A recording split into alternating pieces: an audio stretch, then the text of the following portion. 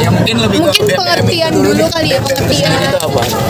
Singkat aja ya biar cepat, kita BPM Badan Perwakilan Mahasiswa jurusan Sistem Informasi Undang-Undang gitu. Dan kebetulan di HMSI kita punya namanya ADART. Dan tahu ADART apa? ADART itu anggaran dasar dan anggaran rumah tangga. Itu simpelnya undang-undang di HMSI lah gitu. Itu kita yang ngelola. Terus yang kedua itu adalah kita dibentuk untuk fungsi pengawasan. Jadi teman-teman BPH itu kita yang ngawas segala macamnya. Lalu yang ketiga itu adalah aspirasi gitu. Kita menghimpun aspirasi dari teman-teman lalu kita sampaikan ke pihak-pihak yang memang layak untuk menerimanya gitu. Itu dari BPM sendiri. Boleh. Benefit kalau masuk BPM itu apa? Pertama sertifikat, kedua tak, ketiga relasi itu udah pasti, teman relasi dari kita. Jadi kalau minta tugas-tugas segala macem, wah aman itu. Janjikan bang. Oh jelas, jelas. Apalagi kalau udah ngomong-ngomongin matkul SAG itu sama gue langsung kelar semua. Terus pengalaman pasti. Genesis yang nanti kalian bakal pelajarin. Oke. Jadi yang benar apa bang, komunitas atau UKM? Yang bener adalah komunitas. Komunitas ya teman-teman. Oke. Jadi di Cian Musik itu kita ada beberapa divisi ya. Jadi yang pertama ada talent, kemudian ada manager, kemudian ada public relation, kemudian ada public documentation, PDD-nya. Proker yang paling dinanti-nanti sama Cian Musik itu adalah Cian Music Goes to Concert. Jadi nanti kita Cian Musik sama-sama nonton konser. Terus kita juga nanti bakal ada charity. Charity itu apa? Jadi kita penggalangan dana sekaligus nanti talent-talentnya bakal nyanyi. Nah nanti uang itu dialokasiin kemana? Itu bakal dialokasiin di panti asuhan. Kemudian apalagi prokernya? Boleh ditanya. Sivers itu Cian Covers, jadi ini juga bakal ada Muscovero yang dimana ini proker kolaborasi antara Cian Musik dan Sivero. Instagram Cian Musik itu bakal ada nampilin satu feed yaitu Oke, mungkin ringkasnya tuh PSI entitas di bawah himpunan BPH HMSI. Kepanjangan PSI itu sendiri Persatuan Olahraga Sistem Informasi. Nah mungkin dari namanya sendiri udah kebayang lah ya PSI itu apa. Jadi PSI sendiri itu tuh bisa dibilang entitas yang mewadahi seluruh mahasiswa sistem informasi untuk menyalurkan bakatnya terutama di bidang olahraga. PSI sendiri itu tuh isinya tuh ada beberapa divisi.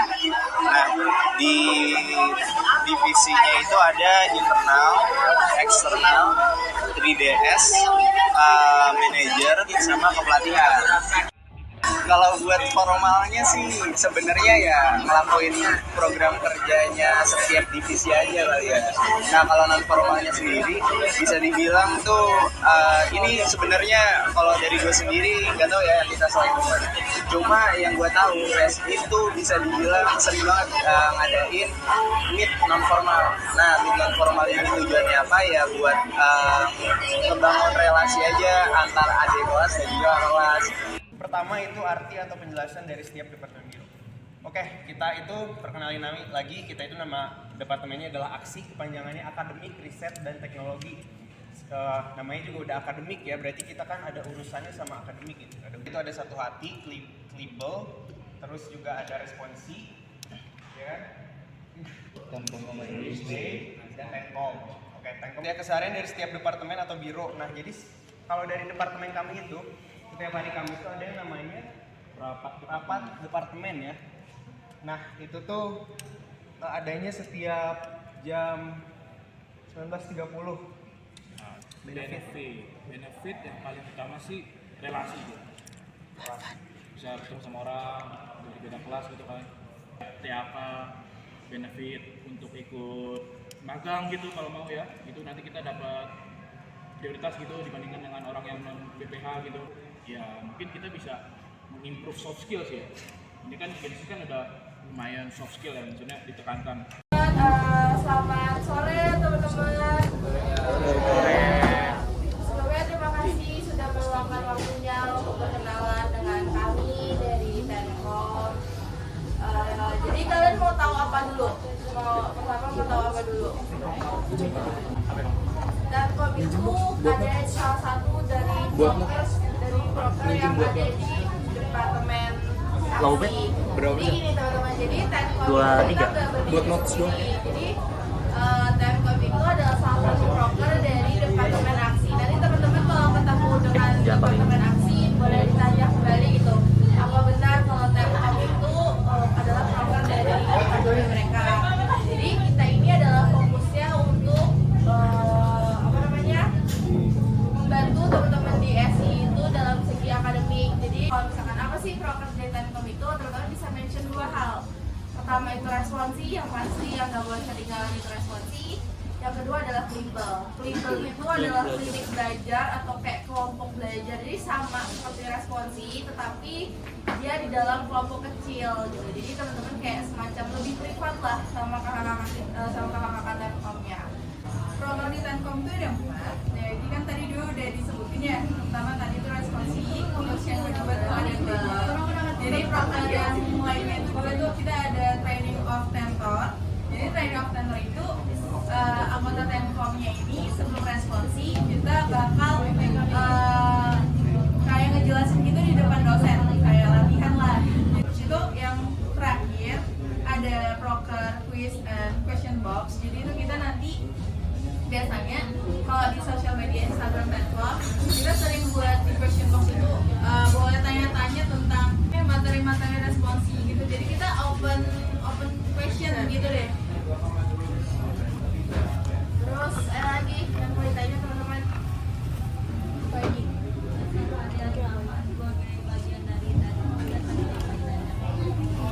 Kalau kesehariannya kita kan harusnya kan nggak setiap hari ya, dan kalau nggak ada kegiatan, jadi paling kalau proker rutin kita yang tadi responsi. Nah biasanya kalau sudah mendekati responsi itu jadi kita tuh sebelum ngajarin gitu ya, kita juga harus belajar dulu gitu. Kita nggak bisa seenaknya kita gitu loh ngajarin orang tanpa kita yang belajar dulu. Sini saya ingin perjelas, jadi proker Departemen Kaderisasi itu ada 4 dulunya. Pertama Genesis, yang kedua itu staf muda, yang ketiga penjaketan, yang keempat itu trailer. Kalau baru dengar ya, trailer. Nah, tapi di periode himpunan yang sekarang itu cuma 2 prokernya, Genesis sama staf muda. Nah, trailernya itu dilebur ke staf muda, penjaketan dilebur ke Genesis karena satu dan lain hal gitu ya. Jadi proker kaderisasi tahun ini itu cuma ada 2, Genesis sama staf muda. Nah, tadi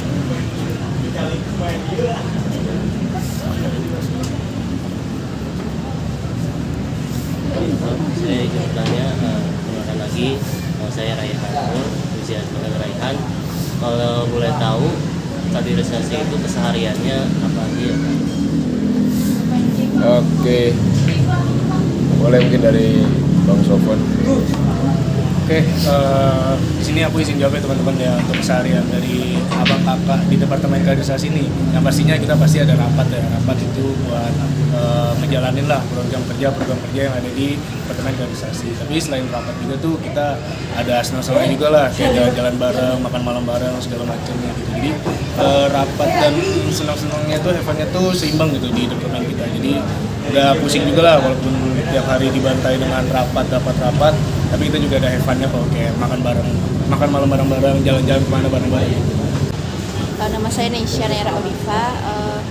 Kalau boleh tahu apa aja benefit kita mengikuti Departemen Kaderisasi? Oke, boleh disikat Ria atau Rama. Oke, jadi mungkin untuk benefit dari Departemen Kaderisasi tentunya yang pertama dulu teman-teman itu bakal dapat relasi atau kakaknya. Terus dari segi kepemimpinan leadership teman-teman itu sangat diasah lah istilahnya, dari kedisiplinan, kepemimpinan, kolaborasi ataupun kerjasama gitu, itu sangat diuji di Departemen Kaderisasi. Nah, Ini profil dari ISD atau kita biasanya nyebutnya panjangnya tuh Enterprise System Development, yang lebih berfokus tuh pada pengembangan aplikasi dan perangkat lunak. Proper ya? Kita ada sih ya semacam pekerjaan. Jadi bangun website kan itu. Iya. Nah, jadi kita dari tim ISD itu ditarik lah beberapa anak dari study group masing-masing ataupun dari divisi-divisi masing-masing untuk sekiranya membangun website dari ISD. Untuk kesehariannya kamu ngapain apa? Kalau dari aku mungkin karena sekarang lagi fokusnya dibuat project ini, jadi aku lebih banyak ngebantu dari PM aku. Hackathon itu dulu awal mulanya tuh idenya dari divisi Technopreneur dulu. Jadi kita dulu ditanyain kira-kira tahun ini tuh mau ngapain. Nah itu kita dari aku ngajuin idenya, lalu dioper ke bagian acara untuk dikembangkan lagi, di brainstorm lagi idenya dan di collab sama anak-anak himpunan. Nah jadilah si Akavero di lomba hackathon itu. Nah, Dari saya yang lagi jalanin ya tentu inilah ya, pemaparan materi itu ngurusin siapa aja yang bakal jelasin. Terus juga untuk yang lain mungkin HR itu lagi ngurusin Convis mungkin, company visit. Ya itu mungkin sih untuk kesehariannya, tapi kalau misalkan kamu tanya buat daily tasknya itu kan nggak ada sih. Itu kan juga kamu belajar juga dari hati kamu sendiri kan, itu tergerak juga dari kamu sendiri kayak gitu. Itu dulu ya. Baru banget Lab ACE itu Enterprise Intelligence System Laboratory. Itu ngapain aja? Kita di ACE kita belajar IoT. Untuk ACE sendiri itu prokernya di awal itu jelas ada open recruitment ya. Di awal ada open recruitment, kemudian habis itu ada company visit, kuliah umum, abimas, sama kedereka. Nah, kalau buat kesehariannya apa? Kesehariannya sih kita Lab ACE ini paling deket sama dosen. Karena apa? Karena emang lab ini terbentuknya itu karena inisiatif dosen-dosen yang banyak proyekan dan ingin mewadahi anak-anak yang tergabung dalam proyek tersebut. Kebetulan di ACE padet ya. Kebetulan di ACE padet karena kita tiap minggu harus ada weekly class. Ini saya ada. Mulai aja. Mungkin dari kalian dulu ada yang mau ditanya nggak? Ada yang mau tanyain nggak, kayak pertanyaan apa yang kalian penasaran? Oke, boleh. Bisa jelasin nggak Kak lab EDE ini? Oke. Jadi EDE itu panjangan dari Enterprise Data Engineering. Nah, lab ini itu berfokus pada pengolahan data. Nah, di EDE ini ada 2 study group. Yang pertama itu ada Data Science dan Data Engineering. Nah, buat tahu lebih lanjut tentang study group ya, silahkan join. Ini dari EDE Lab sendiri udah ada proker apa aja sih Kak? Dan untuk kesehariannya selama menjalankan proker ini kayak gimana? Oke, jadi program kerja di EDE itu yang pertama ada EDE Challenge. Yang kedua itu ada Convis, company visit. Nah, yang ketiga itu ada kuliah umum. Itu biasa sih kayak kuliah umum biasa, tapi mungkin di matkul-matkul EDE gitu. Misalnya kayak Basdan, terus Alpro dan sebagainya. Ada juga lomba eksternal. Ini tuh EDE itu bakal bekerjasama dengan pihak dalam Telkom University atau luar Telkom University untuk mengadakan sebuah lomba. Namun kalau kalian penasaran tuh bisa langsung aja pantengin Instagram EDE karena setiap proker akan di-share di Instagramnya. Betul. Ada pertanyaan lagi? Kesehariannya. Kalau misalnya sebagai anggota study group tuh nanti kita bakal ada namanya GWE atau kalau staff itu EDE. Dan itu aja itu tuh bakal kita pelajari tentang data dari awal banget, dari yang kayak bener-bener aku tuh pas join tuh gak ngerti sama sekali, terus diajar tuh dari basic banget sampai udah lumayan advance ke machine learning gitu ya. Nah itu tuh anggota study group. Sedangkan kalau misalnya staff atau atlabnya itu ya ada proker sendiri. Misalnya ada, ya saya mungkin Convis atau juga ada lomba, pengmas, webinar. Pokoknya ya keserannya kayak nyiapin program kerja yang udah dirancang di awal jabatannya gitu. Oke, jadi ERP Lab itu salah satu laboratorium yang ada di jurusan kita di sistem informasi yang berada itu di Enterprise Research Planning. Jadi organisasional aja sih, kayak pelatihan, workshop, terus kita juga biasa di sini ada visit seperti itu. kita akan mengambil mata kuliah sistem akuntansi dan keuangan. Nanti teman-teman di situ juga akan ada praktikum lagi, praktikum AC-10 namanya. Itu berarti akan ada sertifikasi AC-10 juga. Kemudian nanti akan ada praktikum SCM 500. Tadi udah ada yang ikut juga praktikum SCM di sini. Itu juga akan ada sertifikasi SCM 500-nya. Kita belajar seperti analisis si bisnis itu seperti apa, analisis stakeholdernya. Nah itu tuh kita lebih belajar nih, bagaimana kita menganalisis suatu proses, bagaimana kita menganalisis suatu permasalahan yang ada di suatu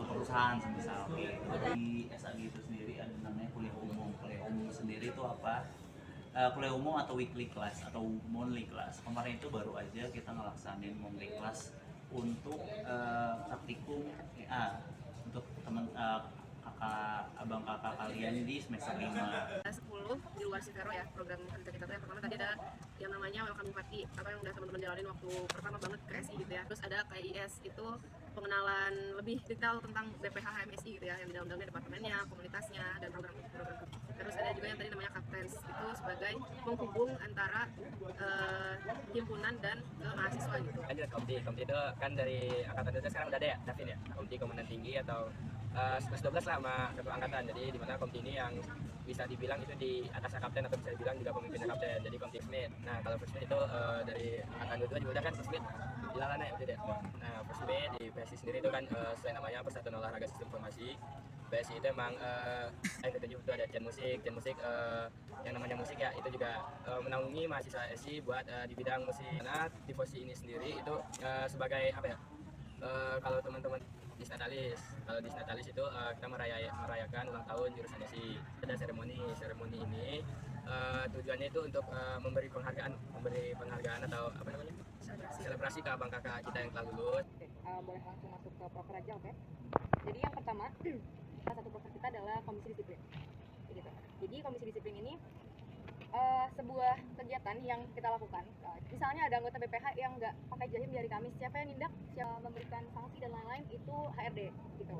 Jadi masuk ke ini sekretariat HMSI. Jadi sekretariat itu ada yang ngurus juga ya, biar semua barang itu terjaga, nggak ada yang hilang, nggak ada yang tidak dipertanggungjawabkan, dan harus ada perizinan juga ya. Ada program namanya SSD, Staff Special Day. Jadi kalau misalnya kalian masuk BPH terus kalian ulang tahun dan mungkin kayak sedikit gift berupa kayak foto yang diedit segala macam. Nanti grading itu pengembangan diri bagi para anggota BPH yang ada di kepengurusan saat ini. Selanjutnya ada farewell party. Ya, farewell itu kan pelepasan ya. Pelepasan ya, betul. Jadi oke, selanjutnya ada THR. THR itu artinya talk with HRD.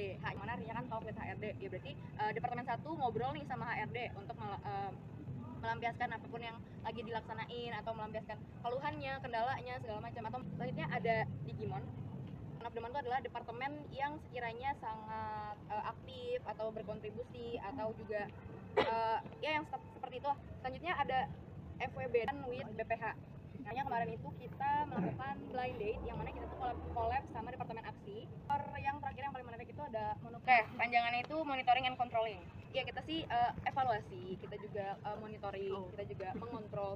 Nah yang terakhir ada proker staf muda yang mau staf muda itu bisa dibilang magangnya di BPH ya. Kalian bakal mengenal budaya baru, budaya yang ada di BPH ini dari setiap biro departemen yang kalian akan ikuti gitu. Jadi Tifosi itu dari program lainnya dari sistem informasi. Nah, Tifosi sendiri di bawah naungan Departemen Kemahasiswaan atau biasa disebut KASIS. Nah, tujuan dari Tifosi ini sebagai garda terdepan untuk menggerakkan mahasiswa yang pada sistem informasi. Yang pertama ada WP, yaitu welcome party. Yang kedua ada Tifosi X2. Nah, Tifosi yang ketiga ada Tifosi berbagi. Ini itu ada ini ya komunitas tadi kan dari kehidupan sama katanya kalau kita mau ngelakuin itu kan usaha juga. Nah komunitas ini emang kesalahan kita melakukan kesalahan. Tujuannya apa? Biar kita sharing juga tahu hari itu, jadi pasti pada itu bukan cuma lihat orang aja, tapi kita tahu budaya gimana metode juga kasih tahu kita makan aja seperti apa gitu ya. Kalian pada tahu nggak IJ HMSI apa? Udah pada lama.